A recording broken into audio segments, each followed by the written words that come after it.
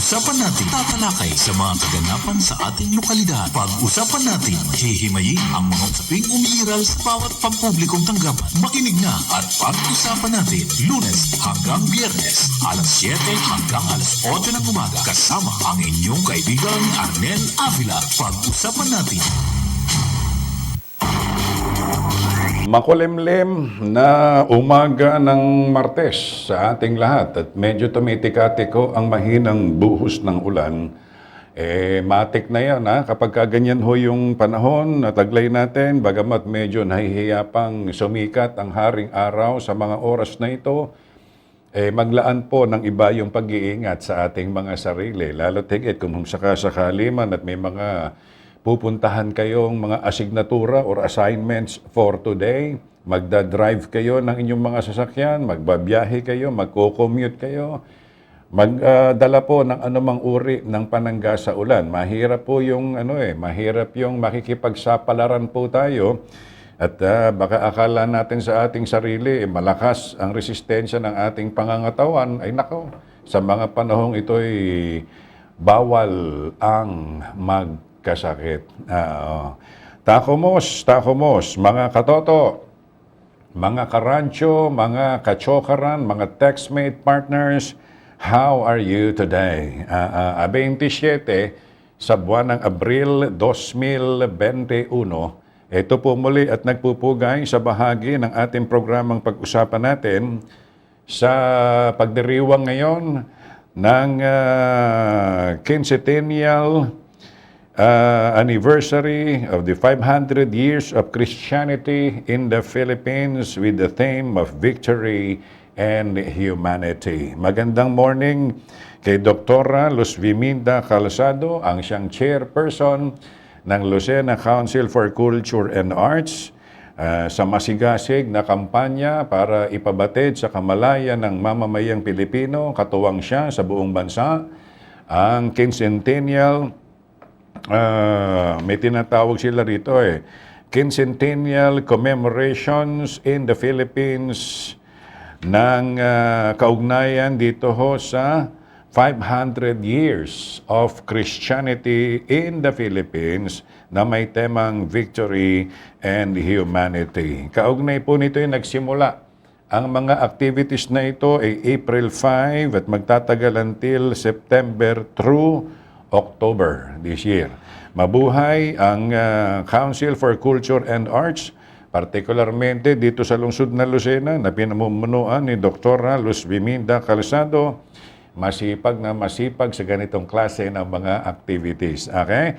Sige po, at katulad ng dati, COVID-19 update, local news, of course, yung mga pagtalakay po natin, kagaya nung nakalagay sa atin ngayon sa caption natin sa Facebook Live, nakakalungkot, Sino ho ba sa inyo yung familiar doon sa mga YouTube or video footage na napapanood ninyo through Facebook or other form of social media?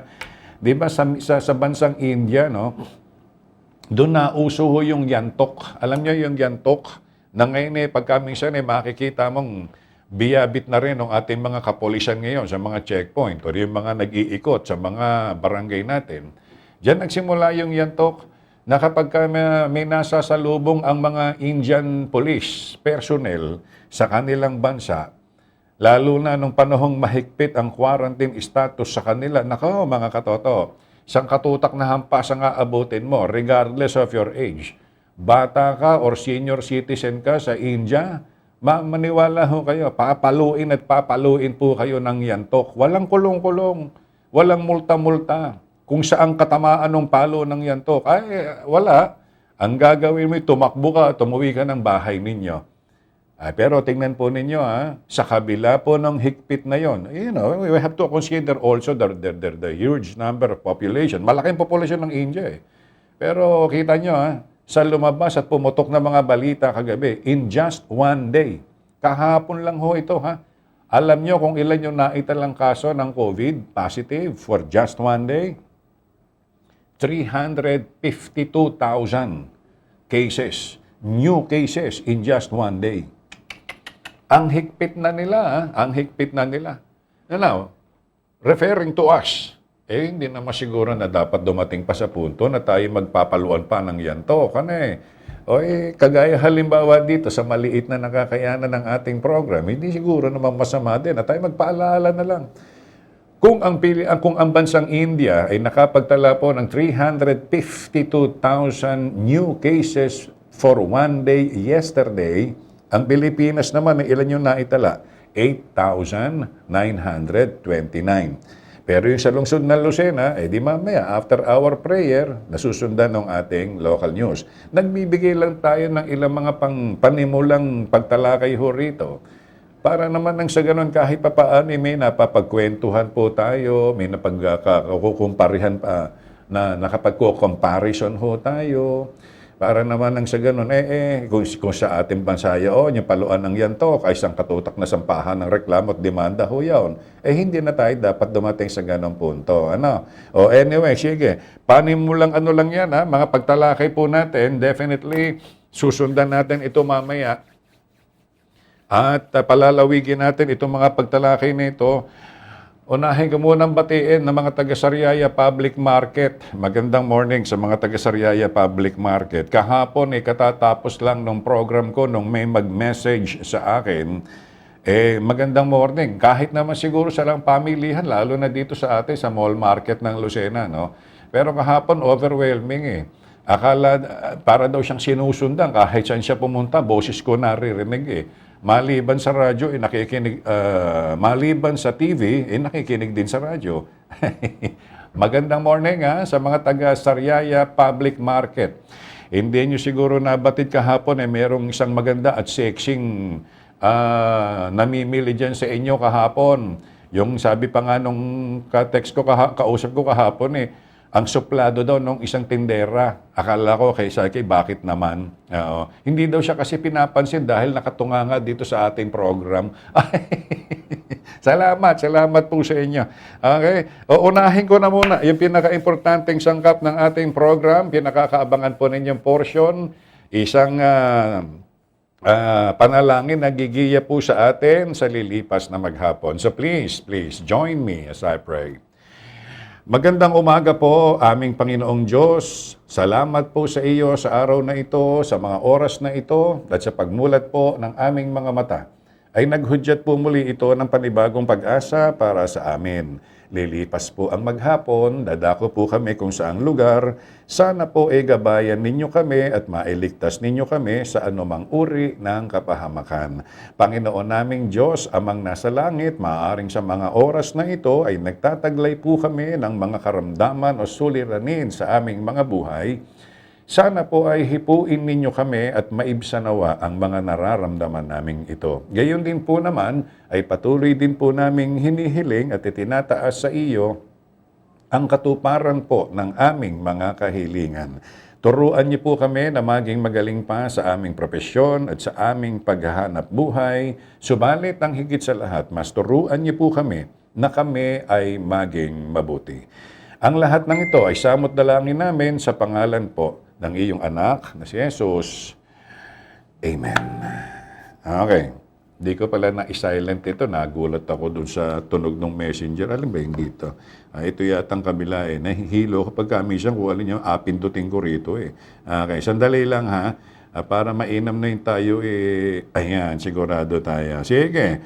Okay, COVID-19 update muna tayo mga katoto. Makikita ho natin ngayon dito sa ating chart. Kahapon, medyo lumamang ho yung mga bagong kaso. May naitala po as of 5 p.m. yesterday.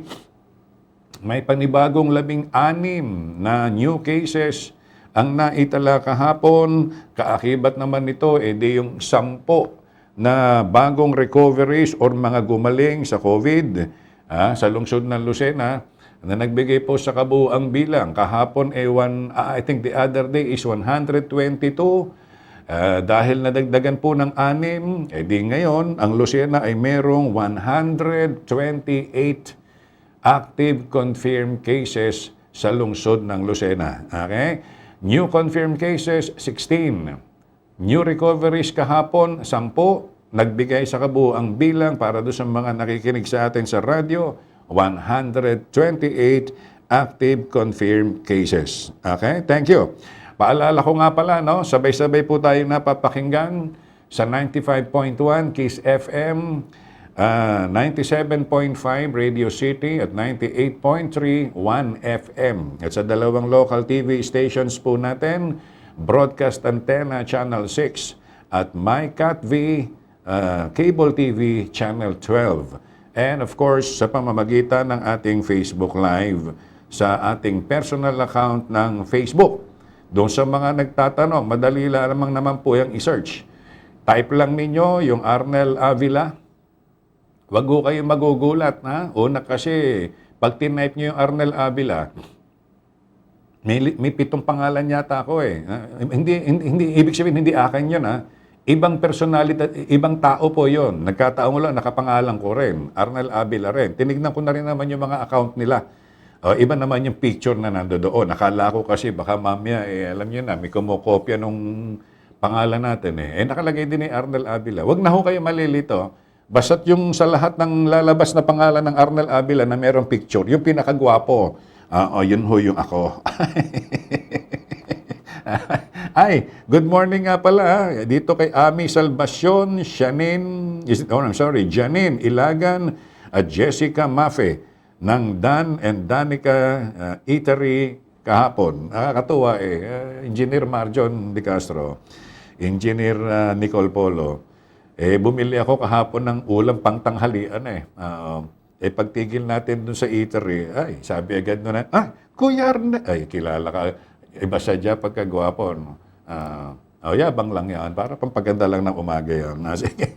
Gandang umaga sa inyo dyan, ha? Sa Dan and Danica Eatery sa Barangay Gulang-Gulang. Okay. Dumako naman tayo, mga katoto, sa ilang mga lokal na mga pagbabalita. Kinalap sa iba't ibang bahagi ng ating lungsod. Paminsan-minsan yung mga nagbabalita ng mga kaganapan sa ibang bahagi ng ating lalawigan para higit na mapalawig ang pagkakaloob namin at pagbibigay ng mga informasyon at mga kaganapan na kinasasangkutan ng ating mga barangay officials, local elective officials, private sector, and all other news item. Sangguniang barangay ng Kota nagkaloob ng ilang mga kagamitan para sa street sweepers sa kanilang lugar. Alamin natin ang detalye ng report mula kay Ronald Lim. Sa hangarin ng mapanatili ang kalinisan sa kanilang lugar, pinagkalooban ng pamunuan ng Sangguniang Barangay ng Kota ng ilang mga kagamitan ang street sweepers sa kanilang barangay. Pinangunahan ni Chairwoman Analu Alcala kasama ang ilang mga agaw ng barangay ang isinugawang pamamahaging ito. Ilan sa mga ipinamigay na kagamitan para sa 5 mga street sweepers ng kanilang barangay ay kinabibilangan ng wheelbarrow, walis tingting, pandakot, pala, kalaykay at iba pa. Ayon sa pamunuan ng barangay, minabuti nila magkaloob ng ganitong uri ng mga kagamitan upang matulungan na rin ang mga tagapaglinis sa kanilang lugar sa kanilang trabaho. Anila, malaking gampanin ang ginagawa ng mga ito upang mapanatili ang kalinisan sa kanilang barangay kung kaya't nararapat lamang na pagkalooban sila ng naturang materyales. Sa pamamagitan rin nila ng mga bagong gamit na ito ay mas lalo pang mapag-iibayo ng mga street sweepers ang kanilang trabaho sa nasabing barangay. Nagpasalamat naman ang 5 mga street sweepers na ito sa lahat ng bumubuo ng pamunuan ng barangay sa pagpibigay sa kanila ng nasabing kagamitan. Samantala, nanawagan naman ang Sangguniang Barangay ng Kota sa lahat ng mga kabarangay nito na hanggat maaari ay panatilihin nila ang kalinisan ng kanilang kapaligiran. Magiging malaking tulong nila ang pagkakaroon ng malinis na lugar upang maging kaaya itong sa tingin ng mga magtutungo sa kanilang barangay. Bukod pa rin dito ang pag-iwas sa anumang uri ng sakit na maaaring madala ng maduming paligid lalo na sa panahon ngayon na patuloy pa rin na nakakaranas ng krisis pangkalusugan ang ating bansa. Para sa pag-usapan natin, Ronald Lim, nag-ulat. Maraming salamat, Ronald Lim. Eco Store Basura Palit Grocery Project ng Sangguniang Kabataan Federation nagtungo sa Barangay Salinas. Alamin natin ang detalye mula kay Christine Monfero. Nagtungo kamakailan ang Sangguniang Kabataan Federation ng Lucena sa Barangay Salinas na pinangunahang muli ng presidente nito na si Patrick Normanadera. Dala ang mga bote ay agad namang nagpunta ang mga residente sa nasabing Eco Store kung saan pinamunuan din ni Nadera kasamang ilan pang mga SK chairpersons sa pamamahagi ng mga grocery items kapalit ng mga daladalang bote na walang laman at mga bote na may lamang basura. Magugunitan ang Eco Store Basura Palit Grocery Project ay bahagi ng kasalukuyang environment protection ng nasabing konseho sa lungsod na mabawasan ang itinatapong mga basura upang ma-recycle at mapakinabangan pa. Nagbigay pasasalamat naman ang kapitan ng nasabing barangay na si Luis Vivar at ang SK chairperson dito na si Sara Zeta sa isinagawang pagbisita at pagdadala ng proyektong ito ng naturang konseho sa kanilang lugar na nasasakupan. Nila nabigyan ng pagkakataon ang kanilang mga kabarangay na makatulong sa kalikasan sa pamamagitan ng pagpapalit ng mga naturang basura na makababawas sa mga basurang itinatapon ng mga mamamayan. Tuloy-tuloy lang ang kanilang pagsuporta sa mga programang isinasagawa ng SK Federation ng Lungsod na Lucena na hindi lang para sa mga kabataan kundi para rin sa lahat ng mga Lucenahin. Samantala, nagpasalamat din naman si ex-officio member Nadera sa mga nakiisa at tumatangkilik sa kanilang isinasagawang proyekto. Sinabi din naman ito na abangan lang ang susunod na anunsyo kung kailan pupunta ang kanilang samahan sa mga bara-barangay upang doon naman isagawa ang nasabing pagpapalit ng basura. Para sa pag-usapan natin, Christine Monfero, nag-uulat. Maraming salamat, Christine Monfero. Coastal Cleanup Drive at tree planting activity pinangunahan ng Lucena PNP bilang selebrasyon ng Earth Day. Ang detalye ng report mula naman kay Josa Cruzat.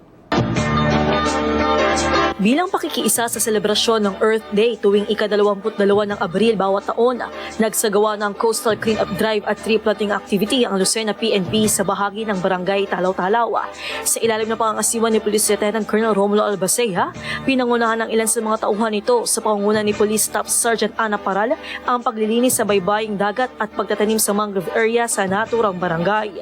Naging katuwang ng mga ito ang mga SK Chairman at Kabataan Kontra Droga at Terorismo o KK President sa lungsod, sanggunian ng naturang barangay sa pangunguna ni Kapitan Rail Briones kasama ang Barangay Peacekeeping Action Team o BPATS. Sa isinagawang aktibidad ay sako-sakong basura ang nakuha ng mga kalahok katulad ng mga sanga, plastic, balat ng chichirya, candy, bote at marami pang iba. Pangunahing layunin ng paglilinis na ito ay upang mapanatili ang kalinisan ng baybayin at mailigtas ang dagat mula sa polusyon na dulot ng mga basura. Sa kabilang banda naman ay may kabuoang bilang na 500 mangrove trees ang naitanim sa mangrove area ng barangay kung saan ay magsisilbing dagdag protection ito laban sa pagbaha o sa tuwing may hindi inaasahang sakuna tulad ng daluyong o storm surge. Kaugnay pa rin ang isinagawang aktibidad, naniniwala ang mga kalahok na sa pamamagitan nito ay kahit papaano ay naipagdiwang ang Earth Day sa tama at wastong pamamaraan. Ilan lamang ang coastal cleanup at tree planting activity sa mga maraming maaaring gawin tuwing sasapit ang Earth Day na siyang tunay na makabuluhan patungo sa greener at pollution-free environment. Samantala, lubos naman ang naging pasasalamat ng mga opisyalis ng naturang barangay sa kwerpo ng kapulisan ng lungsod dahil sa inisyatibo namang ito na isakatuparan ng aktibidad. Habang ipinangako naman ng pulisya na patuloy silang magiging katuwang ng buong lungsod hindi lamang sa usapin ng katahimikan at kapayapaan kundi maging sa gawaing pangkalikasan. Para sa pag-usapan natin, Josa Cruzat, nag-uulat. Maraming salamat, Josa Cruzat. Ilang mga alagang aso sa Barangay Dumuit binakunahan ng anti-rabies vaccine ng City Veterinary's Office. Ang report mula kay EJ Bagnes. Isinagawa kamakailan ng anti-rabies vaccination ng tauhan ng City Veterinary Office para sa mga alagang aso sa Barangay Dumuit kamakailan. Ang naturang aktibidad ay pinangunahan ng City Veterinary Coordinator na si Edwin Minor, katuwang ang sangguniang barangay sa pamumuno ni Kapitan Ruel Trinidad. Ayon sa tauhan ng City Veterinary na si Minor, mahalagang maturukan ang mga alagang aso para maiwasan ang peligro sakaling aksidenteng makakagat ang mga ito. Aniya, sa pamagitan ng pagbabakuna laban sa rabies ng kanilang mga alagang hayop sa naturang barangay, ay makakaiwas ang mga tao sa nakamamatay na impeksyon sa oras na ang mga ito ay makagat ng kanilang mga alagang hayop na walang turok ng anti-rabies vaccine. Dagdag pa ni Minor, magtutuloy-tuloy pa rin aniya ang pagtuturok sa iba pang purok ng nasabing lugar upang tiyakin ang kaligtasan ng mga mamamayan sa Barangay Dumuit mula sa takot na dala ng kagat ng aso. Ipinapaabot naman ng sangguniang Barangay Dumuit ang pasasalamat sa pamahalang panlunsod, lalo tigit kay Mayor Roderick Dondon Alcala, gayon din sa tauhan ng City Veterinary Office sa pagsasagawa ng mga programa na tulad ng anti-rabies vaccination activity. Para sa pag-usapan natin, EJ Bagnes, nag-uulat. Maraming salamat, EJ Bagnes. Sumainyo ang kabuuang detalye ng ilan nating mga pagbabalitang lokal, kinalap sa iba't ibang bahagi ng ating lungsod at paminsan-minsan ay nagpipresenta ng ilang mga balita may kaugnayan sa mga kaganapan sa ibang bahagi ng ating lalawigan ng Quezon para higit nating mapalawig ang pagkakaloob natin ng kaukulang impormasyon sa ginagampanan ng ating mga barangay officials, mga elected officials, ganoon din sa ating mga civic organizations and all other private individuals and private groups. Maraming salamat dito sa ating mga nakatuwang na sina Ronald Lim, Christine Monfero, Josa Cruzat at EJ Bagnes. Okay, tuloy na tayo. Sino pa yung mga babatiin? Nakikinig nga po kami. Thank you. Hindi, ako kasi pag may nabalita kasi akong 1, 2, 3, 4, 5, 6, 7, 8, 9, 10 na nanonood at nakikinig. Abay, napakasarap na sa pakiramdam yun, di ba? Isip-isipin mo, pinagkakatiwalaan nung 10 o 20 yung ginagawa mong pagtalakay dito sa ating program. Kagaya halimbawa nito, magandang morning Saan na pala pati yun? Sandali lang, isa-isahin ko po ito hanggat maaari. Baka kakayanin natin. Good morning, Attorney Keats Lagman. Maalala ko nga pala, no? Yung kaibigan natin si Attorney Keats Lagman, itong kasamahan ni Attorney Sheila De Leon. Baka ho doon sa mga naghahanap ng magandang uri ng bigas. Tingnan mo, alam nyo, yan ang mga nakakatuwang tao katulad ni Attorney Keats Lagman. Baka sakasakali, naghahanap kayo ng magandang uri ng bigas, medyo mura pa. Hanapin lang ninyo si Attorney Keats Lagman. Nagbibenta po siya ng bigas. Isip-isipin mo, no? Ang dami ng property ng mga ito, mabubuhay na ito kahit nga hindi abogado to. Anak yan ni kaibigan nating si Doña Mitzi Lagman Piad. Nako, Maria Josep. Makikita mo yung pagsusumikap. Baka kailangan nyo lang ng magandang klase ng bigas na medyo mura. Hanapin lang ninyo si Attorney Keats Lagman. Good morning, Attorney Sheila De Leon. At ganoon din dito kay Attorney Leonel Cadiz ng Cadiz Law Office. Magandang morning. Sino pa yung mga, sandali lang, isisingit ko rito hanggat maaari, no? Thank you. Good morning din, Brother Past President Jet Hetomo ng Quezon PNP Command. Magandang morning. Rod Habrica, Miss Karina, Miss Mary, Teacher Mary Ann, J. Chua, Paring Oniong. Walang sawa dito sa ating programa si Paring Oniong. Miss Maria Belen Sabala Palacio, Paring Buboy, Maring Alice Ong ng St. Peter Hardware, Rebecca Del Monte Chua, Miss Lilibet Azores, magandang morning. Happy birthday nga po kay Romen Loria na nagdiriwang ng kanyang kaarawan ngayong today, At belated happy birthday sa aking tiyahin, Marisa Moreno mula kay Ingrid Gunday. Rona Gaps, thank you.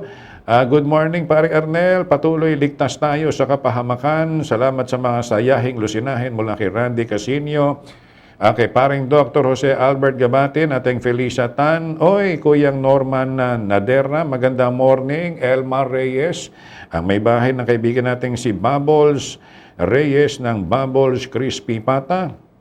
Nelson Antinor, Miss Belen, Ellen Baltasar, at kay Kuyang Arthur Boyen Eliazar. Mamaya, siguro sa second half, allow me to discuss to you ano yung estado ng mga vaccines na paparating at inaasahan ng bansang Pilipinas. Kasi dito makikita natin sa chart kung sino-sino itong mga vaccines company na ito na nakasecured na, nakakuha na ng emergency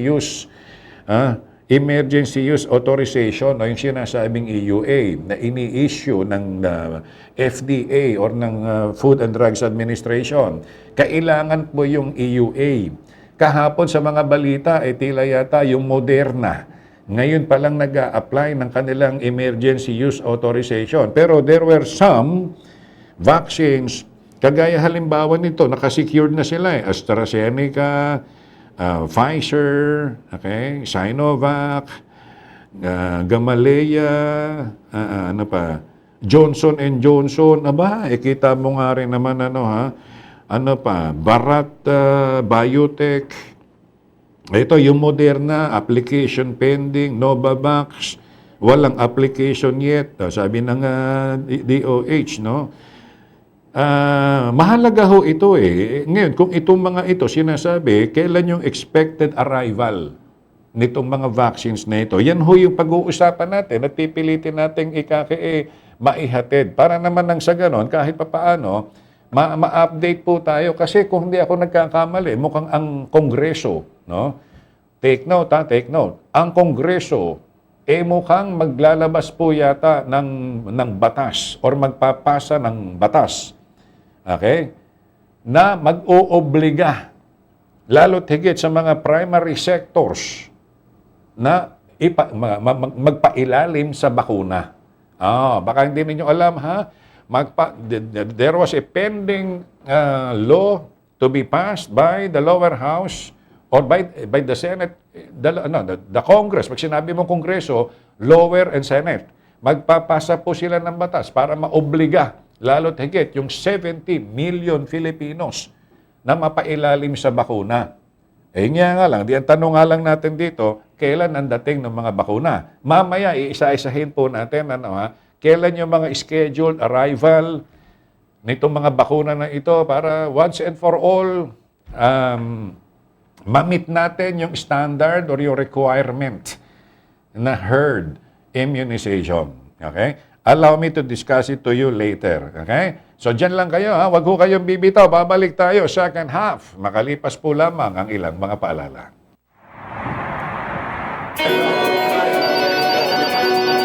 Uy, Ken! Coffee? Thank you, Eric, pero meron na ako nito eh. Mark Cafe. Ano ba yung Mark Cafe na yan? Ito yung coffee na healthy na.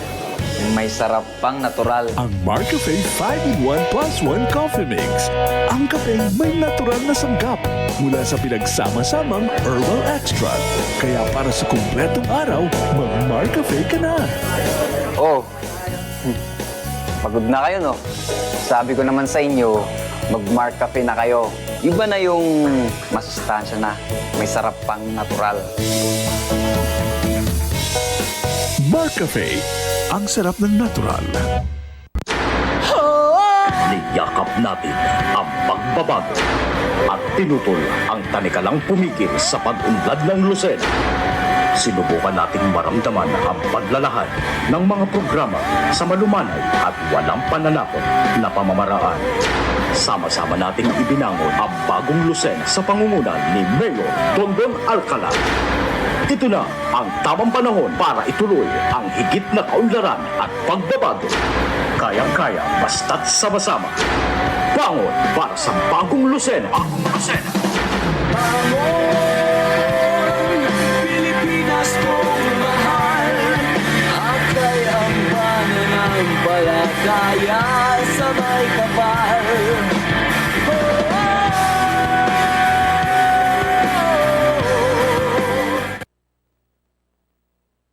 Mga minamahal kong Lusinahin, atin pong pinapaalalahanan ang lahat para sa higit na pag-iingat at pagsunod sa mga pinaiiral na health and safety protocol.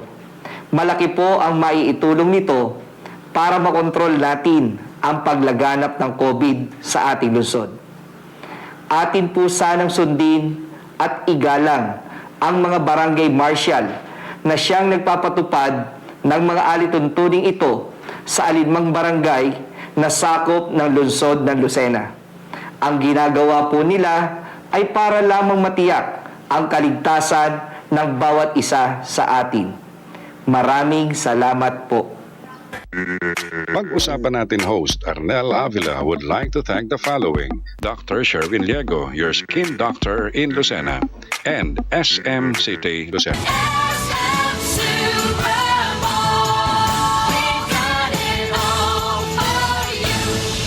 Pag-usapan natin kasama ang inyong kaibigang Arnel Avila. Pag-usapan natin.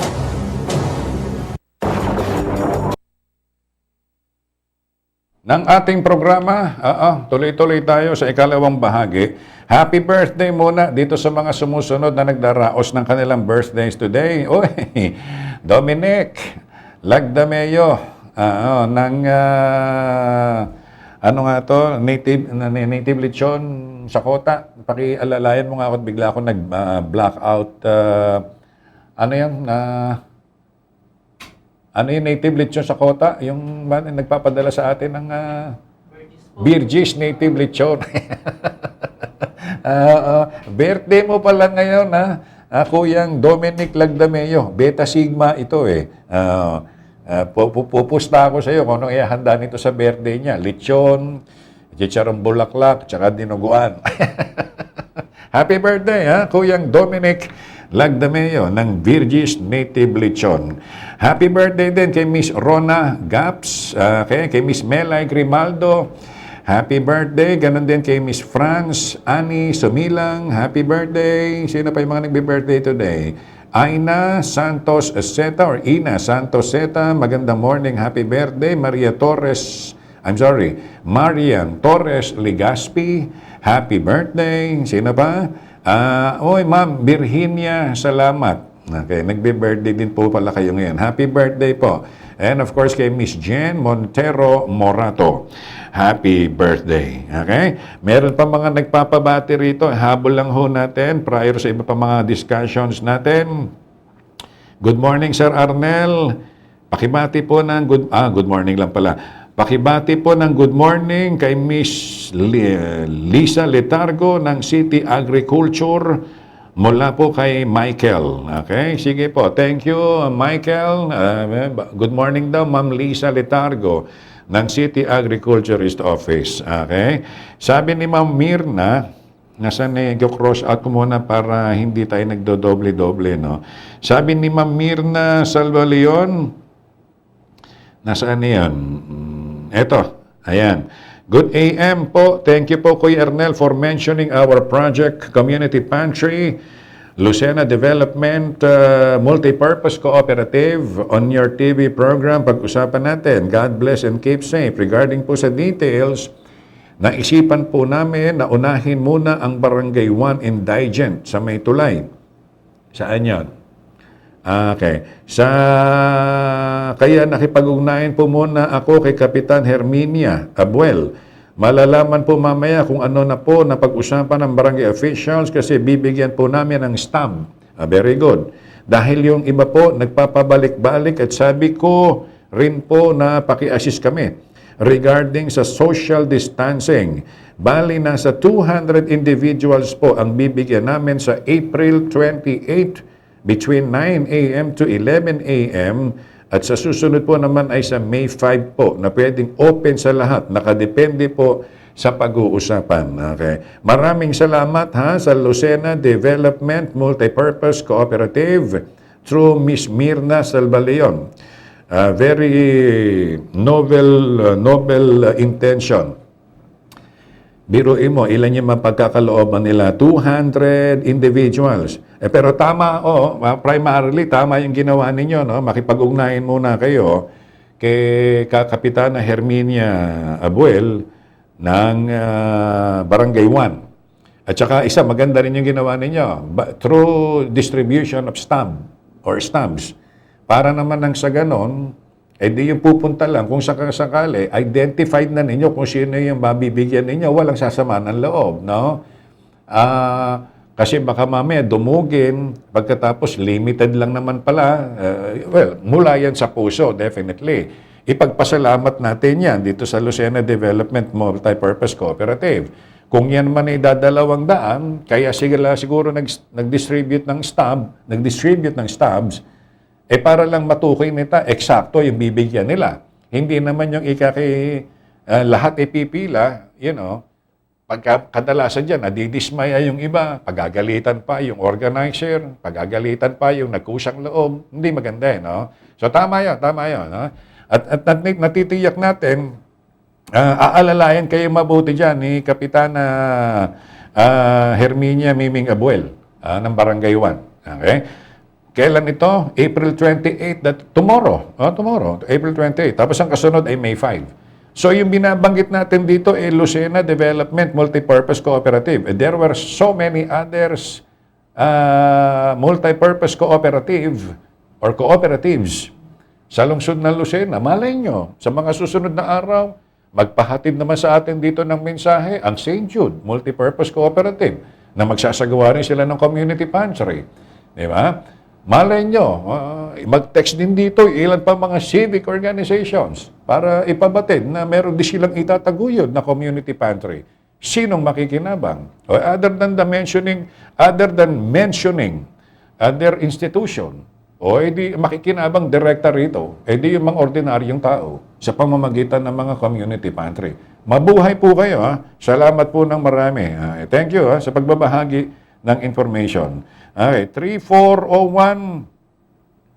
Nasaan yung 3401? Nako, Engineer Ronnie Tolentino ng City Engineering's Office. Ayan. Good morning, Kuya Ernel. Any update po ba doon sa scheduled maintenance asphalt overlay sa Merchant Street? Ang sabi po ng City Engineering's Office through your post, sa third week po ng April, ay matatapos na po ang Abril. Wala pa rin pong nangyayaring pag-aasfalto. Ayan. O sige, i-address natin ito ha kay... Mamaya, sandali. I-address natin ito kay City Engineer Ronnie Tolentino. Good morning, Padre. Ano bang development na daw? Ngayon ano na tayo? Nasa last week na tayo ngayon ng April no? O baka naman bago matapos ang April, bawasan mo nga ng konti. Nagpi-feedback na tayo kanina pa. Yung monitor. Baka bago naman matapos siguro yung April, magsisimula ang asphalt overlay. Okay. Si happy birthday kay Roselia Polo. Kaano mo yan? Tita. Okay. Roselia Polo. Nagbe-birthday ngayon. Diyan sa public market. Sige. Roselia Polo, binabati kayo ng inyong pamangkin na si Engineer Nicole Jose Polo ng happy birthday. Okay?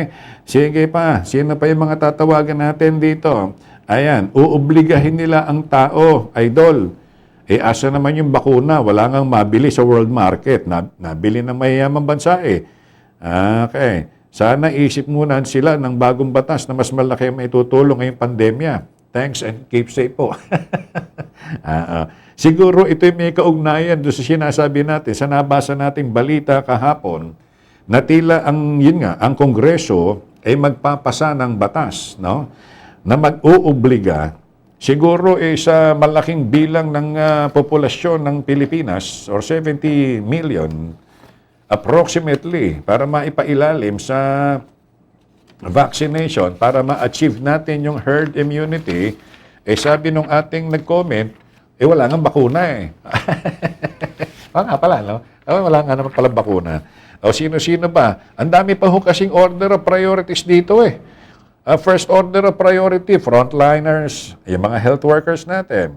Second line, yung mga senior citizens. Third line, sa ating priority, yung mga senior citizens pa rin na mayroong mga comorbidities. Fourth priority, frontline personnel sa private at public sector. Fifth priority, yung mga mahihirap. Base sa National Household Targeting System for Poverty Reduction.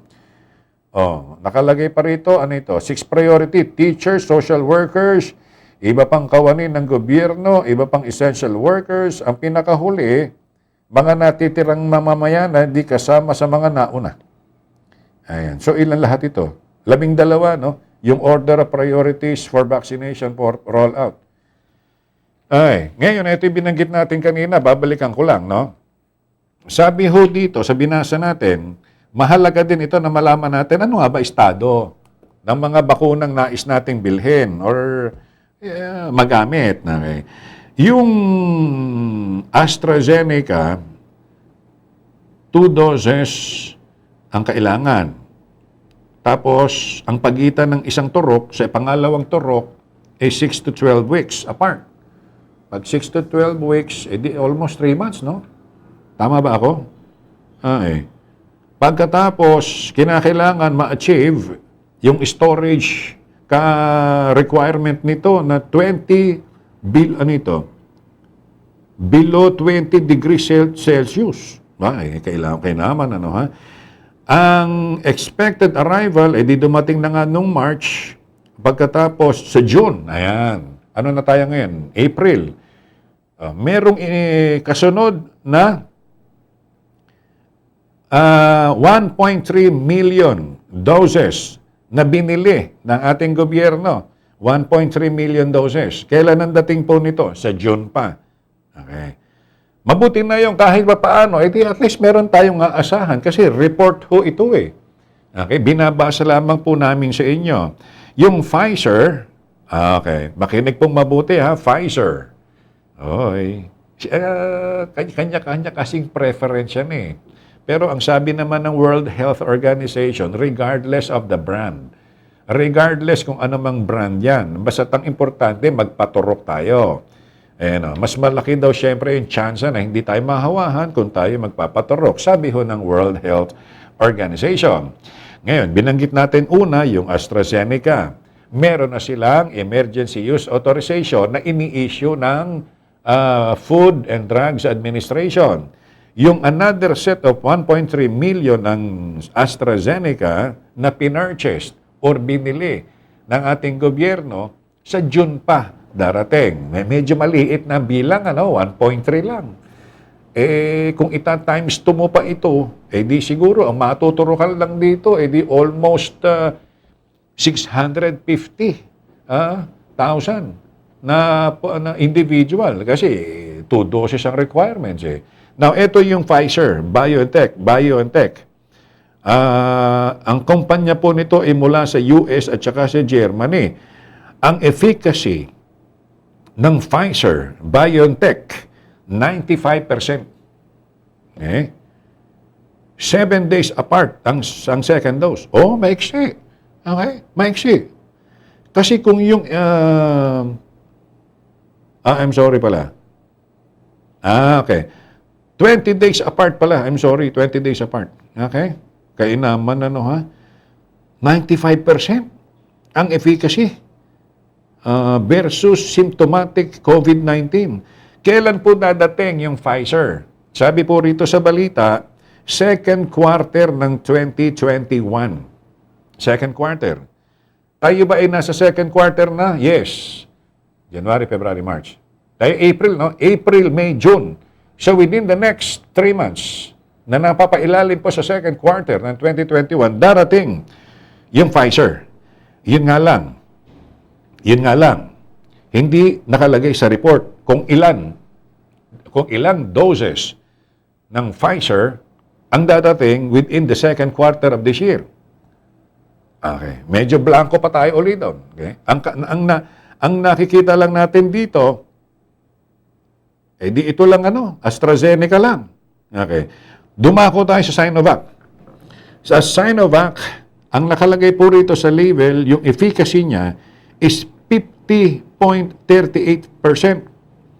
28 days apart. Pagkatapos ng maturukan ng isa, magbibilang ka pa uli ng panibagong 28 days bago ka turukan ng pangalawa na doses. Sinovac yun, mula sa China. 50.38 ang efficacy. Samantalang yung Pfizer, 95%. Pagkatapos, 21 days apart. Yung Sinovac, ang first delivery was on February 28. Donated doses. Ibig sabihin ng donated doses, binigay sa atin ng libre. Now, merong naka-close in parenthesis, succeeding deliveries monthly. Okay, ano ibig sabihin ng succeeding deliveries monthly? Kailan dumating yung donasyon nila? February. Doon ibig sabihin nung March, today, April, this month, and sa mga succeeding months, sa mga susunod na mga buwan, magkakaroon pa rin ng mga deliveries mula sa Sinovac. Pero walang nakalagay na figures. Ano ibig sabihin ng figures? Walang nakalagay kung ilang daang libo or ilang milyong doses ang ibibigay or bibilhin ng ating bansa dito naman sa Sinovac. Ang nagpakita lang ho ng rito, di yung binanggit natin kanina, AstraZeneca. Sa June pa, 1.3 million doses. Gamaleya. Ito naman yung mula sa Russia. April 2021. Pero pagkakaintindi ko sa nakuha nating balita kahapon, mukhang April 28. Bukas pa ang dating. Yan yung medyo kine-question ngayon Doon sa naging statement yata ni Governor Danny Suarez, na nakasecure na daw ang provincial government ng Gamaleya, Sputnik. Kung hindi ako nagkakamali, parang yun yata yung nababanggit niya. Pero ang sabi doon sa balita, 28 April pa ang dating ng Gamaleya. Ilan naman ang efficacy nito? 91%. Johnson & Johnson, J&J, Oh, ito yung sinasabi natin sa inyo, one dose lang. Ano ibig sabihin ng one dose? Isang turukan lang. Okay? Ang dating ng Gamaleya, wala nakalagay na figure kung ilan, April 2021, 28 daw, bukas. Ito ngayon, J&J, Johnson & Johnson, Johnson Pharmaceutical, mula po sa Amerika, United States of America. Ilan naman yung kanyang efficacy rate? 66%. Okay? Ang kaibahan nito, isang turukan lang, one dose lang. Okay? So, hindi ka na babalik. Pag naturukan ka ng Johnson & Johnson ng isa, uwi na. Wala na balikan uli para magpaturo ka pa. Kaya lang, sabi nga rito, nakasecure na rin sila. Binigyan na rin po ang Johnson & Johnson ng emergency use authorization. Bagamat nasa phase 3 pa lang yung clinical trials sa Pilipinas. Pero magkagayon pa man, nakasecure na sila. Pag meron ka na kasing EUA, pwede mo nang bilhin. Pwede ka nang mag-alok ng benta. Ngayon lang, nakalagay dito, no indicative orders. Hindi pala ito. Third quarter, ayun. Ang third quarter, dadating daw yung Johnson & Johnson. Third quarter, 2021. Anong ibig sabihin ng third quarter? January, February, March, April, May, June. So, ito yung third quarter, July, August, September. Alin man dito sa buwan ng July, August, September, 3 buwan. Yan ho yung third quarter. Nasabi dito sa balita, dadating ang Johnson & Johnson vaccine na ang kailangan mo lang, isang turok lang. Sabi nga, di ba, no? Sabi nga nung kalapating babae, sabi nung kalapating lalaki, paturok, paturok. Sumagot nga yung babaeng kalapati, turok na, turok na. Ang kaibahan dito, isa lang ang Johnson & Johnson. At ang dating niya, anong binanggit natin ganyan? July, August, September, 3 buwan sa third quarter. Wow. Wala nga lang nakalagay kung ilan ang darating. Yun, doon tayo nakahang lahat na. Ang Pilipinas, doon nakahang eh. Di ba, no? Kaya tama yung comment nung isa kanina, paano uobligahin ang mamamayang Pilipino na magpapasa pa ng isang batas, mag-uubliga para magpaturo? Wala nga bakuna. Wala nakalagay dito mga numbers eh. Wala nakalagay na figures eh. Okay? Moderna. Ano itong Moderna? 94% mula din sa US. Pero, ang application nila ng emergency use authorization ay nakapending pa rin. Okay? Pagkatapos, kung sakasakali man, 194,000 doses lang. Ilan lang ito? Almost 90,000 individuals lang ang matuturukan itong Moderna na ito kung sakasakali at darating sa May 2021. The next month. Ay, naka Mariose pa. Novavax, sa US din po ito, sa third quarter din, pero wala pa namang application para sa emergency use authorization. So, ito yung ilan sa mga kaganapan, no? Parang everything contradicts with all the news na naglalabasan. Isip-isipin mo. Nais natin na magkaroon ng herd immunization. Through vaccine rollout, wala naman tayong mabiling bakuna. Kung may mabibili man tayo, wala naman nakalagay dito kung ilan. Maliwanag na sinasabi po ng Department of Health na ang kailangan natin ay 170 million ng mga Pilipino ang dapat mabakunahan. Sa ngayon, wala pa nga 5 milyon ang nababakunahan sa atin. So, paano natin ma-achieve yung herd immunization? Okay? Sige po, salamat po ng marami. Okay, thank you. Maraming salamat po. Okay. Sana, Idol, gawin nila yung batas na yan na obligahin magpaturo kung sobra-sobra ang supply ng vaccine. At masasayang lang pag di nagamit, assuming naman sila parang takutan agad. Yung pang second phase nga, wala pa. Dali-dali sila ng ganyan. Sige, hindi ka naman galit, no? Kuya Nelson ng Tenor. Sige, salamat. Yun yung problema ho natin, no? The intention was there. Kaya lang, hindi nga natin ma-achieve. Saan tayo kukuha ngayon ng panturok para ma-achieve natin yung herd immunization? Okay. Good OM po, Kuya Arnel Pogi po. Thank you. Sino man po kayo. Salamat. Good AM. Happy birthday, Lace Jimenez. Si Lace Jimenez. Kung di ako nagkakamali, ito yung isa sa maganda at sexy receptionist dati ng Vito Spa. Mukhang pinag-resign na yata no kanyang waswit. And nevertheless, happy birthday, Lace Jimenez. Kailan ba? Today ba? Parang hindi yata nakalista doon sa aking listahan nito. Happy birthday, Lace Jimenez. Good AM, Arnel. Sige po, huwag kong kayo mag-alala at kakausapin natin. Sige, papaalala natin. Baka mamaya ang problema kasi, yung schedule, wala namang problema doon sa schedule. Baka naman mamaya kasi, yung materials. Ayan, Sumagot na si attorney tuloy. Si City Engineer Ronnie Tolentino. Ang sabi niya, mag-mobilize na this week, promise. Ayan, may promise pa. Baka naman mamaya, pare, Engineer Ronnie, may pasumpa ka pa. Alam namin niya pag nagiinuman kami. May kasunod yung praise na yun Okay.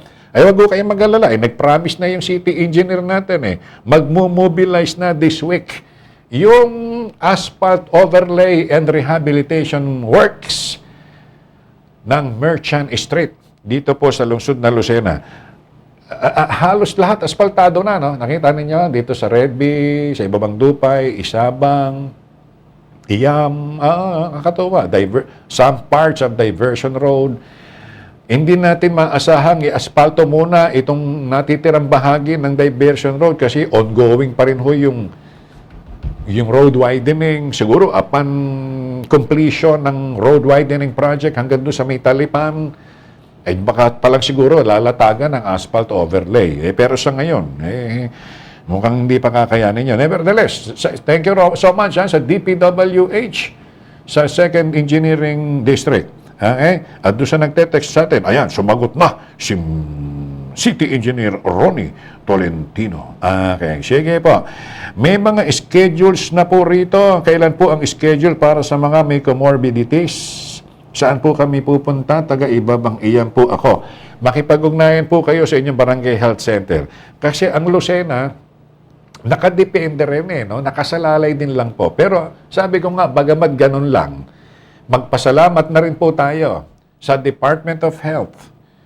Okay? Sapagkat kahit pa paano, nababahaginan tayo ng AstraZeneca at saka ng Sinovac. Mga donasyon pa lang po ito.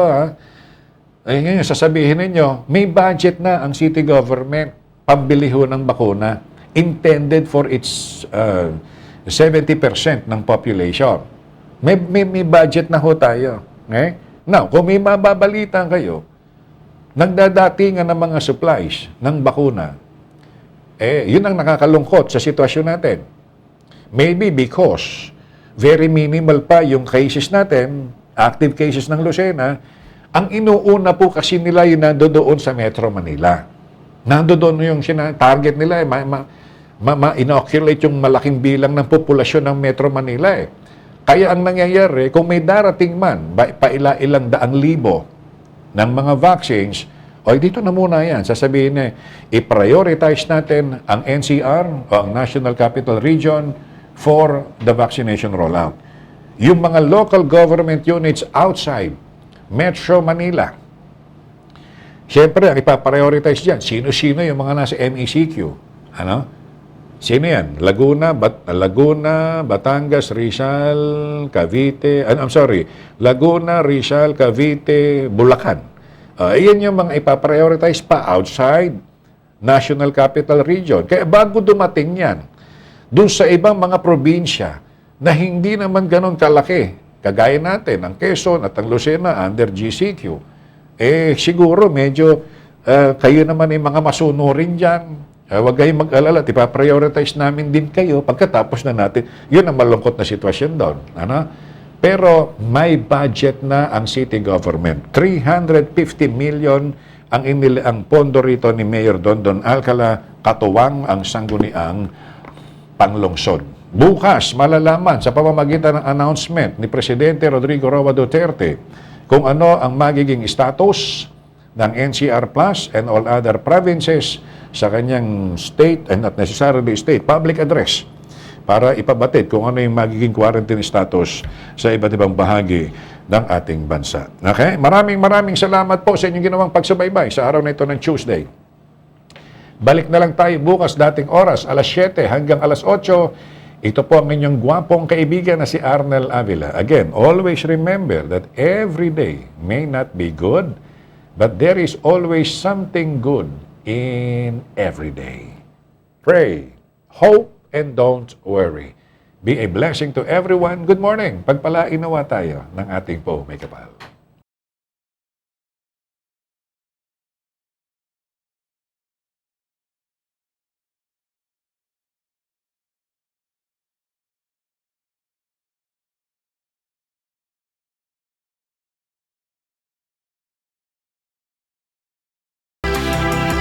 Pag-usapan natin, tatalakay sa mga kaganapan sa ating lokalidad. Pag-usapan natin, hihimayin ang mga usaping umiiral sa bawat pampublikong tanggapan. Makinig na at pag-usapan natin, Lunes hanggang Biyernes, alas 7 hanggang alas 8 ng umaga. Kasama ang inyong kaibigan Arnel Avila. Pag-usapan natin.